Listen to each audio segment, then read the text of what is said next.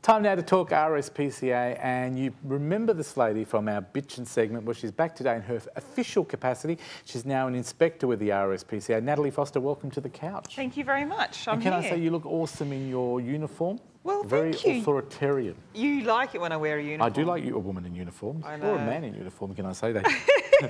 You've been going on about wearing my uniform, so I thought I'd put it on. It looks really good. Thank you. Tell us your title and your role for those people who don't know what all of this means. Well, it means I'm a General Inspector of the RSPCA. So basically, I check on people who don't do the right thing by their animals.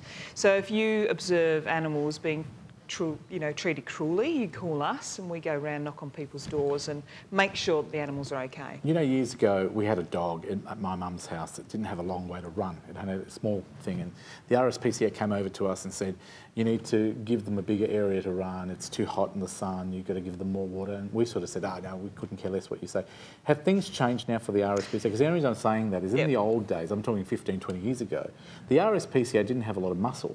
So they could do all this great work, but they weren't supported by government. These days, how does it work with the RSPCA? How do you operate? We basically work under the Animal Welfare Act, which if you get prosecuted and taken to court, it can be a minimum fine of $2,000 up to $50,000. So that's huge. Jail? Can people go to jail for doing horrible things to animals? My word.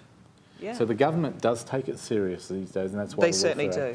It's not like, I mean, a lot of people sort of see the rescue shows on Foxtel and, you know, they go in there with guns blazing and knock the doors down. Yeah, it doesn't happen quite like that.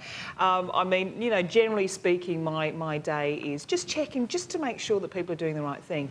And the biggest thing about my job, I would say, would be education. I don't want to take people to court. I don't want to, you know, cause problems. You want to educate them, just stop doing what they're doing wrong. My main concern is that the animals are well looked after. So and tell me some of the cases, send me maybe a couple of stories of where you've had to get involved. And what sort of cases do you deal with? We get a lot of cases of skinny dogs, and normally you go to people's houses and the skinny dogs, well, you know what, they might be a little bit skinny, but it's not a welfare issue. I go in there, I educate, I say, okay, well, look, if you're feeding this dog, it's not putting weight on, have you been to see the vet in case there's something medically wrong? Try the dog on puppy biscuits because it's got more protein and fat and carbs in it. Try that. Add some cooked pasta or rice to boost it up. So, you know, probably about 75% of these dogs, it's not an issue.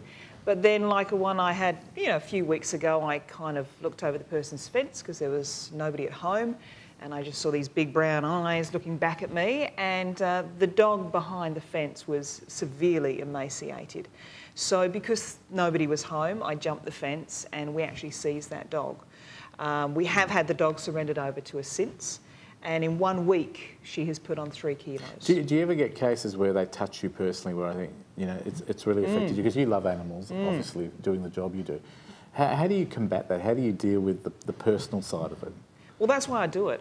So you just have to keep your emotions in check. You know that sometimes if we do take animals out of a situation, because my main thing is if there's an animal that's being harmed or it's in pain, I've got to get it out of that situation.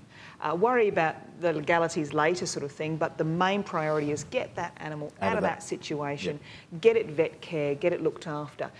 Obviously, some of the animals won't make it. Some of them are too far gone that they're not going to make it, and that's really hard. But the wins outweigh the losses. So basically, when I see that dog this week and you know, she's put on 3 kilos and she's looking fantastic and she looks at me with those eyes, thanks, beautiful. And I was going to say, what are the things you really enjoy about the job? What are the good days?